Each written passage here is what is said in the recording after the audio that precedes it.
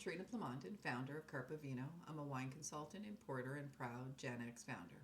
From growing my last business by over 250% in just 3 years to navigating the world of wine with a diploma in hand, I've learned that success is all about blending hard work with a splash of boldness.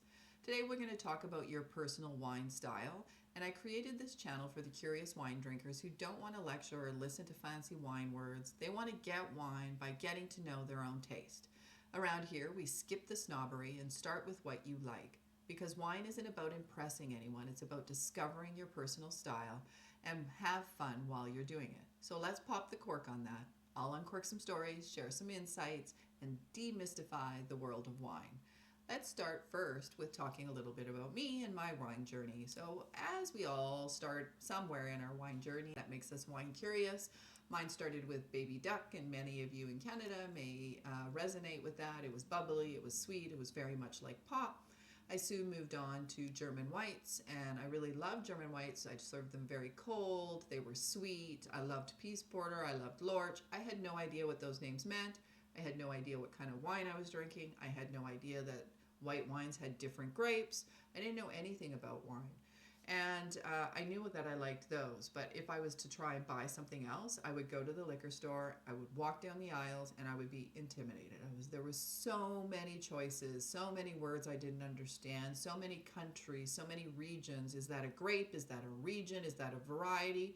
And so what would I do? I would pick my tried and true. I'd go back to Peace Porter, I'd go to Lorch. I know those, I like those, I know what to expect.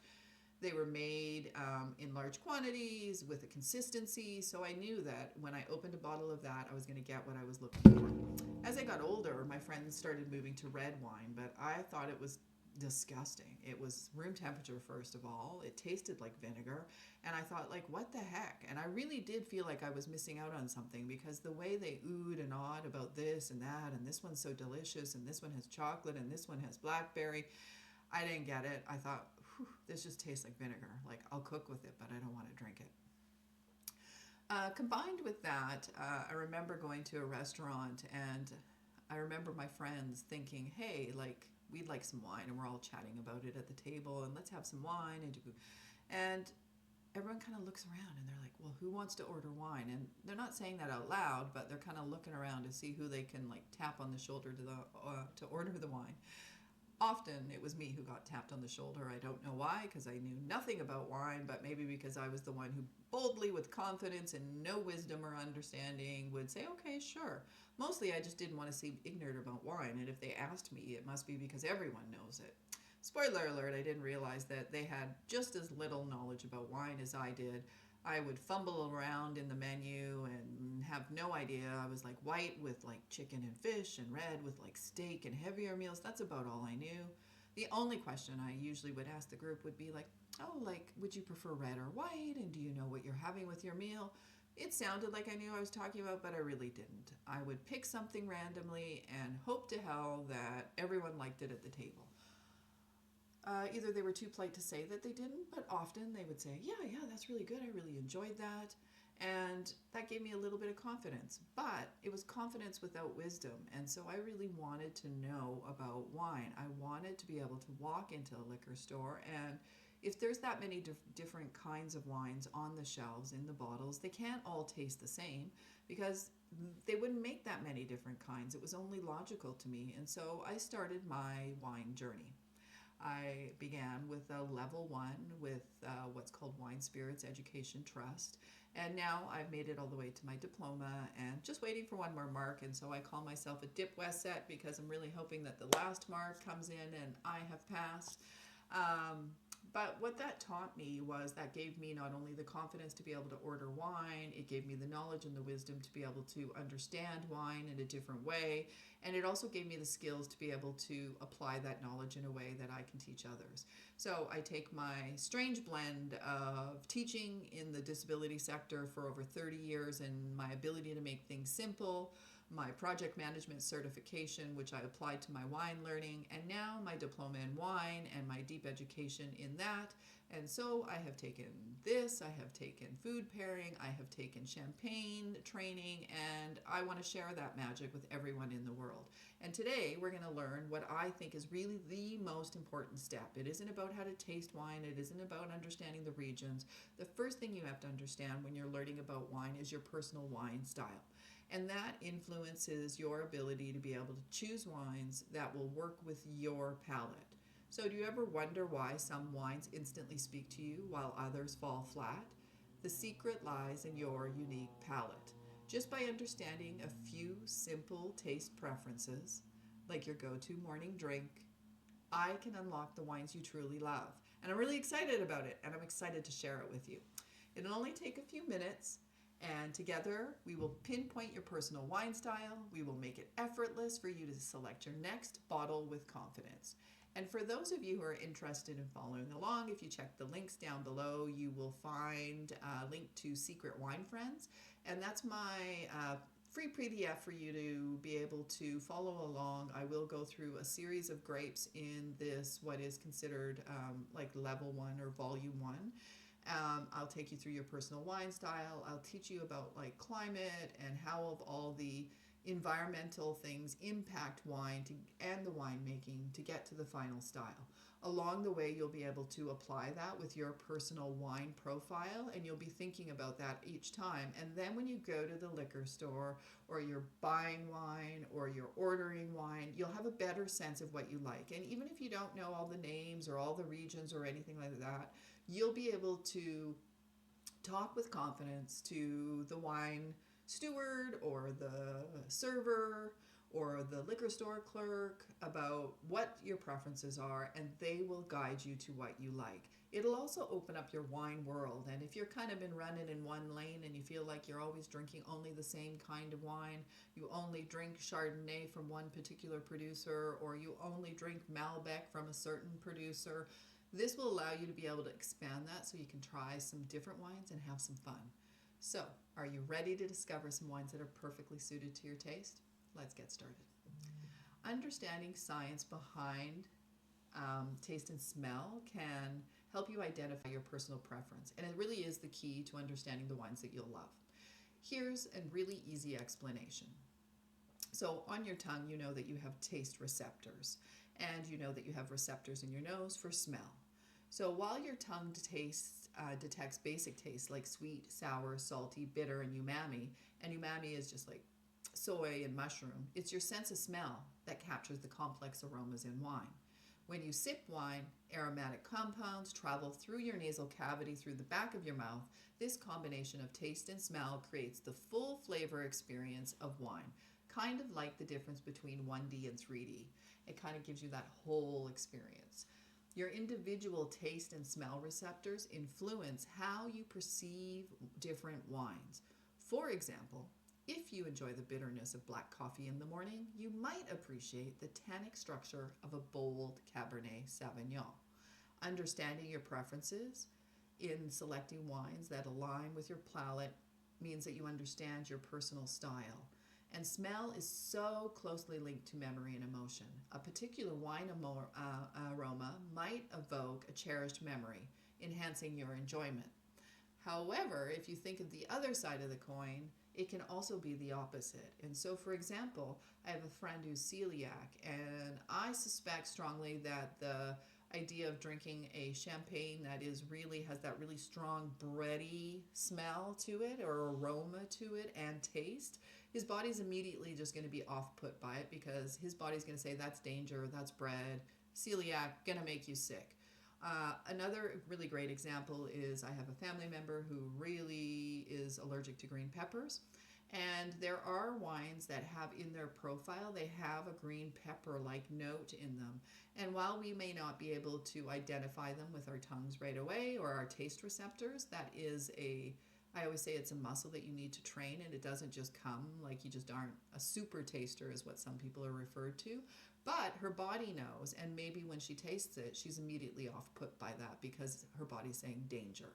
So recognizing these connections can guide you towards wines that resonate with you personally. And by exploring your taste and smell preferences, you unlock the ability to choose wines that truly suit your palate, making each glass a more enjoyable experience. Identifying your favorite fruits as they correlate closely to wine styles is a great place to start. So we're going to start there. So the first thing that I would like you to think about is I'm going to read a list of groupings of fruits, and I want you to think as I'm going through them, do you like them? Do you not like them? Do you like that more? Do you like that less? And so the first group, of course, is those citrus fruits, and that includes lemon and lime, stone fruits, peach and plum, berries, raspberry and cherry, and then, of course, the tropical fruits like pineapple and mango. Now, each one of those is going to give you your first clue to the type of wine styles that you like. For example, if you like citrus fruits, like lemon and lime, you typically prefer acidic and crisp wines. And we're going to talk about how wines, even though it could be the same kind of wine, and today we're doing Sauvignon Blanc, and so you will learn about this through Sauvignon Blanc. And again, if you want to follow along, just grab the PDF down below, and the first wine in the volume 1 is Sauvignon Blanc. However, if you prefer stone fruits like peach and plum, you prefer wines that are more fruit forward with medium body.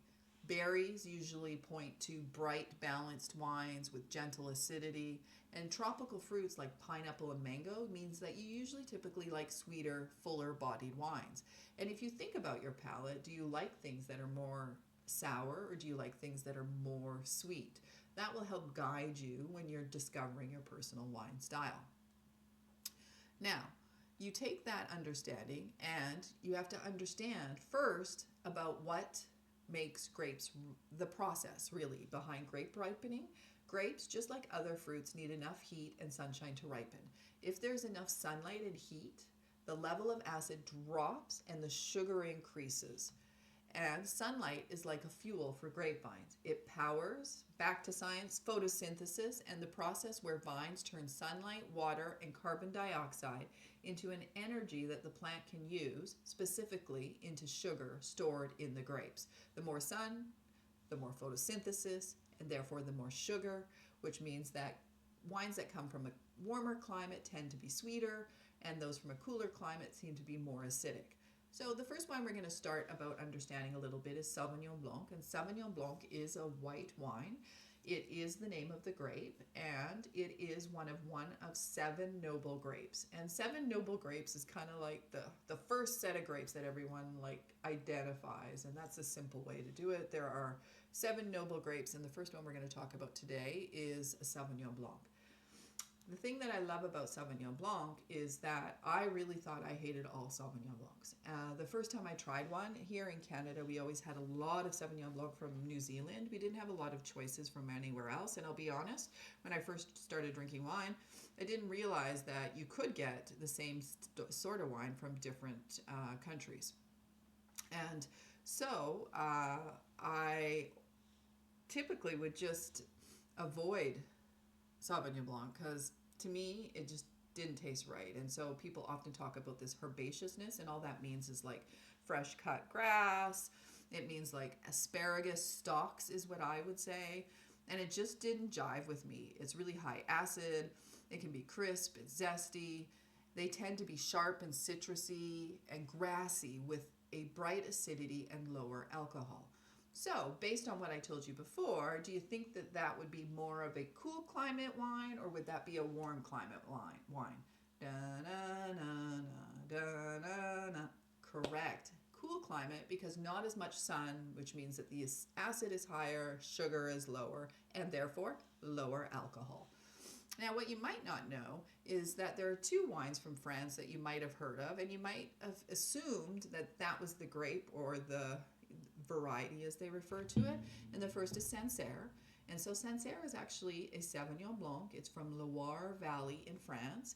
It has lots of lemon and green apple and flint and that grass. And then Pouilly Fumé, which is from France as well in the Loire Valley. It also is, ding, ding, ding, a Sauvignon Blanc.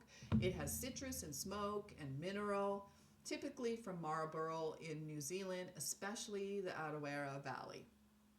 It will have gooseberry, passion fruit, even some jalapeno and high acid. But if you were to try a Sauvignon Blanc from a moderate climate, and so that means not really cool, not really warm, they kind of strike that middle ground, still refreshing with a little bit more tropical fruit and a rounder body. To find some Sauvignon Blancs with that, you could go to Adelaide Hills in Australia, and there you're going to get some guava, you're going to get some nectarine, you're going to get some lemongrass. And so you'll see that you start with the grass, there's still a little bit of grass in the middle or the moderate climate. Sonoma Coast is another good example. In California, the cool breezes help keep the temperatures down, and as a result, Sauvignon Blanc from there tends to have citrus and melon, softer acids, subtle oak if they use it, and sometimes in California they really like their oak. If you're going to Italy, in Friuli Venezia Giulia, and you'll have to apologize if I am saying that not entirely correctly, I am not Italian, but here again it's a moderate climate. You get herbal, elegant, stony, food-friendly Sauvignon Blancs. Me, personally, it's my favorite Sauvignon Blanc is from the Friuli Venezia Giulia area in Italy. I will link the areas that I'm talking about, because if you do choose to accept your mission today, I will send you home with some homework. And let's just talk about a warm climate Sauvignon Blanc. And so if you wanted a more riper, rounder, more sugar, which means that it can have more alcohol potential, and we'll talk about how that happens in later episodes. But these wines have more body, higher alcohol, and are often tropical stone fruit notes. Some examples of that would be Napa Valley in California, where there's peach and pineapple and a creamy texture sometimes with oak. And in another episode, we'll talk about how they get that creamy texture, because not all of them will have that. South Africa, if you go to Stellenbosch or Paarl, you'll get ripe melon, fig, lower acid. And then Chile, something that you might not have thought of. If you go to the Central Valley or Casablanca in hotter years, you're going to get that tropical fruit, less herbal, softer finish, and less of that grassy kind of flavor in it. And the reason for that is the more sun there is, the more that gets metabolized, or another word, digested in the process of the grape ripening. And so if there's less sun, you get more herbaceous or grassy notes. The more other side, there's less of that. And so what I discovered was, when this server sent the sommelier had me try this Sauvignon Blanc, I realized later in life that the reason I loved it so much, and I was like, it was delicious, and I was surprised and shocked and my mind blown, life changed forever, was that it was a warmer climate one. And I really don't like those grassy notes. And I do like, moderate climate. I do like acid, but I prefer a little bit more rounded fruit. So your homework assignment, should you choose to accept your mission, for those of you who are following along with the Secret Wine Friends, you'll find it in the first few pages of your PDF. But everyone else, I want you to choose 2 different Sauvignon Blancs, one from a cool climate, one from a warm. My suggestion would be to choose a classic from New Zealand, which is from Marlborough, ideally the Adawara Valley, as your cool climate. And as your warm climate one, I would suggest you pick from Chile, because so often people avoid Chile just because it's not a wine region that they're familiar with. You want to look for the region. So the country Chile, the region is Central Valley or Casablanca. Central Valley would probably be your better bet. It tends to be warmer there more often. Casablanca, you would have to know if it was a warm year. And then I want you to try the 2 beside each other. And do you notice differences? Do you notice a more grassy one with the New Zealand one? Do you notice more tropical fruits with the warmer climate one from Chile? And what I'd love is for you to come back here, drop your comments below, and let me know what you think. So thanks for sticking with me on this episode from Carpe Vino. Stay tuned for more lessons on wine education. I'm going to teach you how to understand your personal wine style through learning about wine. Talk soon.